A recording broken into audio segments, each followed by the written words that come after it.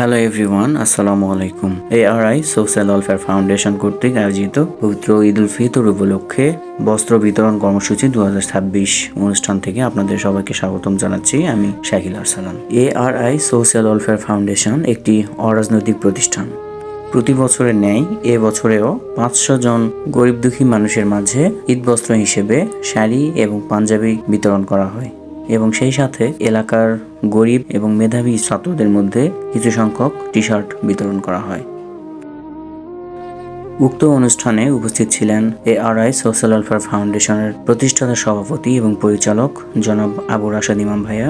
আরও উপস্থিত ছিলেন আরনগর ইউনিয়ন পরিষদের ভারপ্রাপ্ত চেয়ারম্যান, উপজেলা প্রেস ক্লাবের বিভিন্ন সদস্যবৃন্দ এবং এলাকার বিভিন্ন গণ্যমান্য ব্যক্তিরা। প্রায় প্রতিটি ঈদেই আমরা এরকম বস্ত্র বিতরণ কর্মসূচি পালন করি, যেন একটু হলেও আমরা গরিবদের পাশে দাঁড়াতে পারি, এবং তারই ধারাবাহিকতায় পবিত্র ঈদ উল ফিতর উপলক্ষে বস্ত্র বিতরণ কর্মসূচি পালন করা হলো। উপস্থিত সদস্যবৃন্দ এবং অত সংগঠনের সভাপতির বক্তব্যের মাধ্যমে আজকের বস্ত্র বিতরণ কর্মসূচির অনুষ্ঠানটি শুরু হয়। But I want to make a good leadership. I want to ensure leadership from my area, and I want to keep the best leadership of Bangladesh from Naga, from Damoirhat, and from Arnagar Union. তো সেই উদ্দেশ্যে আমি চেষ্টা করে যাচ্ছি আমার সংগঠনের যে সব সদস্য আছে তাদেরকে বিভিন্নভাবে ইন্সপায়ার করার জন্য, যাতে ভবিষ্যতে এখান থেকে নেতৃত্ব তৈরি হয়। এবং একটা দেশ বা জাতিকে এগিয়ে যেতে হলে অবশ্যই তাকে ইকোনমিক্যালি ডেভেলপমেন্টে যেতে হয়।